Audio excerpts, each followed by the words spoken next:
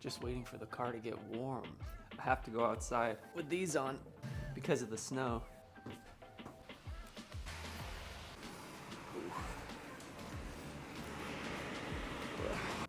Let's get spicy. Oh man, I love this song.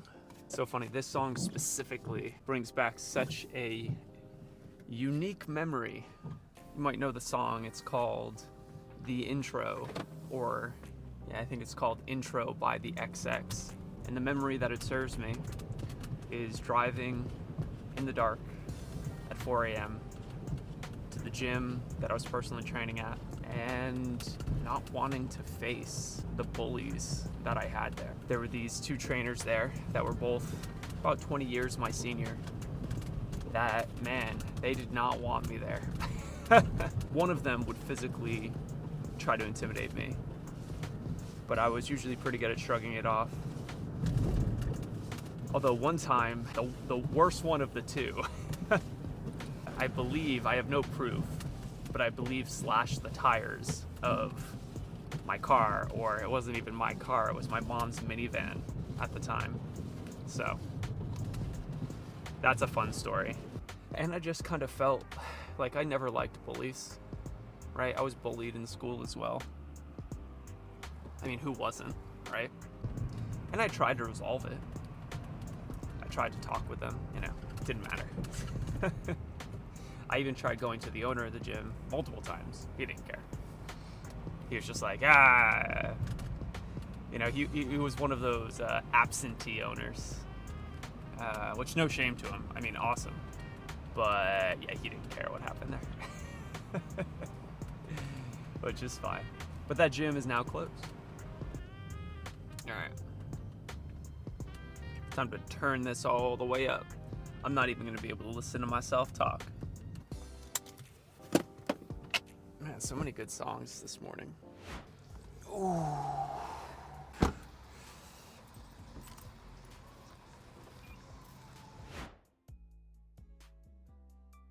Whoa. So if you're curious about what we're doing here, I always go through the same core warm-up.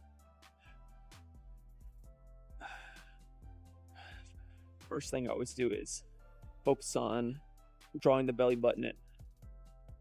So this is going to turn on my psoas, deep root muscle.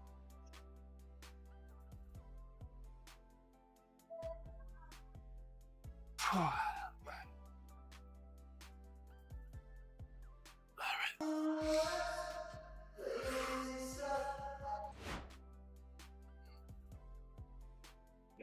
We're going to be doing a little bit of deadlifts today. So we gotta wait for a flat.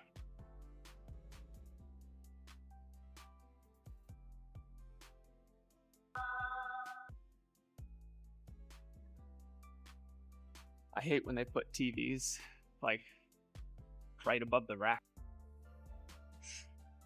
It's hard enough to focus. What's up, brother? Out of frame? Yeah. I figured that's the way it's gonna be. You got me? All right, hit me, brother. I'm ready.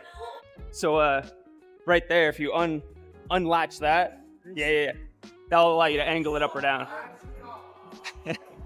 How much you charge per hour?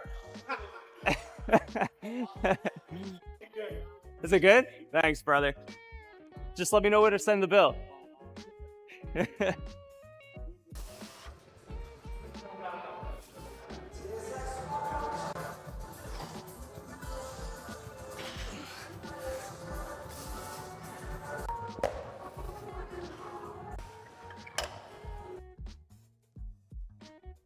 Better.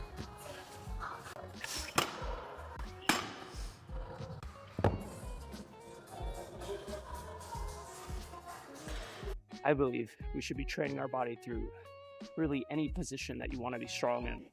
Of course, there's a lot of caveats to be thrown in with that, but with lightweight, as long as you don't have any pre-existing injuries, you know, Jefferson curls, as they're called, where you're rounding and focusing on this range, can be a great way to bulletproof the back.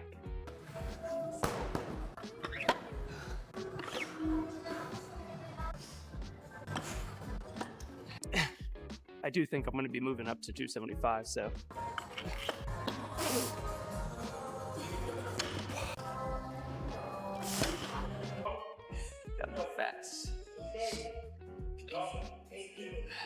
workout. After this, it's time to go meet with the enrollment coach team. And also Tuesday is the day that we meet with all of our transformation coaches. Actually, it's a really exciting one today because we will be reviewing all of client feedback. So we send out a client survey every month, and it's the good and the bad and the ugly, baby. But it's, you know, it's great. It's a win-win because, like, if we get feedback that's, you know, happy or great, awesome. Let's keep doing it. We should feel good. Let's do it. But also, if we get feedback that is bad or that needs improvement, good, because now we can fix it, right? The worst thing is unknown unknowns. It's operating in a space that you don't even know what you're doing wrong. So how could you improve? So I look forward to this call probably more than others, because this is actually where we get direction for the next month. So it's like we take this data, depending on what people need, we get, okay, as a team, here's where we're going to improve over the next 30 days. And then take that, and everyone, of course, gets individual feedback for their surveys. So that's where I dive into the one-on-ones and go into that, and we set a one-on-one action plan for the transformation coaches. And then at the end of 30 days, we essentially are good to go. And then we get more feedback. And hopefully we don't make the same mistakes. That would not be good. Woo! Let's just take it slow, baby. I think the speed limit's 30. We're gonna cruise at 15. I've just been drag racing too much in this SUV. Not really. All I do is drive to the gym, occasionally drive to Chipotle, drive home. I would live, as many people would consider, a boring life, but it's mine. I do enjoy it. You know, when I'm able to step back and look objectively, I do enjoy it. It's just so easy to be in a pattern of, okay, I gotta solve the next problem, I gotta grow, I gotta do the next thing, it's easy to lose track of what really matters. So that's why I try to do those meditations. You know, I try to transition from work to play or to family, and I take just 5 minutes, right? Because, like, I rather take 5 minutes away from my family and be able to have more time with my family than I'm present and there in the right place. Because, like, you probably can remember times that you were in the right state and you were interacting with your family, and because you were in a better mood, you had a bigger impact, and, you know, it was a better time. You'll probably also remember when you were in a bad mood and it wasn't a great time. You can spend all the time with them in the world, and it just means nothing because you're stressed or whatever it is. So that transition period, I don't always do it, but the days that I do, that I'm, you know, feeling stressed coming from work, my family appreciates it. I know that's for sure, because they don't deserve me showing up anything but my best, my most playful. You know, my son's 18 months old, and, you know, he deserves me to be playful, you know, to be there, to be present. You know, he doesn't recognize that, I don't know, there might be problems, or, you know, it's up to us. It's up to us to step up. Hope in the future is power in the present. If right now you feel powerless, it's generally because we don't believe the future can be better than the present or the past. And I'm here to tell you it can. Our beliefs are what shape our life. Our beliefs shape our thinking. Our thinking shapes our actions, and our actions shape our results. If you want to change your life, it all starts with changing your input. What goes into your mind? Show me somebody's input and I can show them their life. Show me somebody's input and I can predict the state of their life. All right, if somebody listens to 3 hours of news a day and essentially is getting programmed on all the bad things happening in the world, yeah, I'd probably imagine they're a pessimist. Probably imagine that they're fearful. Because the news is not meant to inform you, it's meant to shock you, which is why you keep watching. It fulfills that part of our reptilian brain. Conversely, if somebody spends a lot of time with people who believe that the future is bright and believe that no matter what's happened to them in the past, that they can build the future they want to have, then I can predict that that person, no matter how long it takes them, will find a way. They'll find a way to create that future because they believe it's possible. I think it was Albert Einstein that said, the key to success is being able to move failure to failure without a loss of enthusiasm. And that is the truth, is in life, there's a lot of failure, a ton. And I think the difference between the people that are successful and not, and I don't necessarily mean in a business sense, just in any sense, with their body, with their emotions, with their relationships, they're able to go failure to failure without bitterness, without a loss of enthusiasm. They are very good. Like, if there's any skill that I have, it's being able to be punched in the face by life and then the next day start fresh.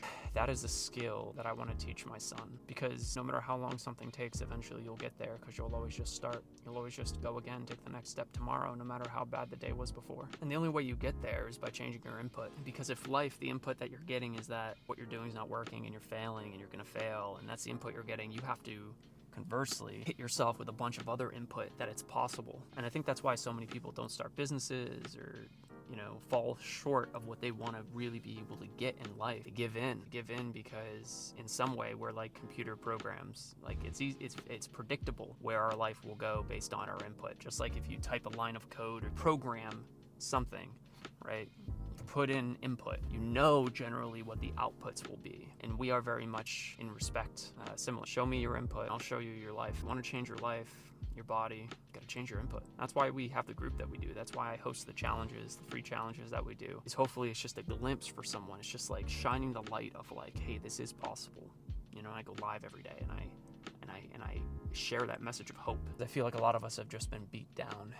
Tried so many times to transform our body in the past and we failed. It's kind of like that analogy of the elephant. If you've ever wondered, when elephants are babies and they're being trained in the circus, the ringleader will take the elephant and tie a rope around the elephant's leg and tie it to one of the wood pieces of the tent. And when the baby's young, it will try to escape, and it will try for weeks and months to escape, but it's small, so it can't. Eventually, after many months of trying and failing, it doesn't try anymore. The elephant grows up. Before you know it, the elephant's full grown, and it has the power to rip down that entire tent, but it doesn't, because it's been trained. Why try? It's not gonna work. I feel like that's the metaphor that a lot of us live, and sad, because the truth is, just like that elephant, you have all the power you need to break through. You just gotta change your input. If somebody was whispering in that elephant's ear and saying, hey, actually, I think you can do this, and gave him enough evidence, hey, look at the size of you. You can rip this whole thing down. You were a baby the last time you tried, right? If you could talk to elephants. And then the elephant would, with enough evidence and enough input, it would build up the belief that it can do it. And I think that's the state that a lot of us are in right now. We've tried and failed so many times. We just need to know that there is a way. And they say the definition of insanity is doing the same thing, expecting a different result. So I'm not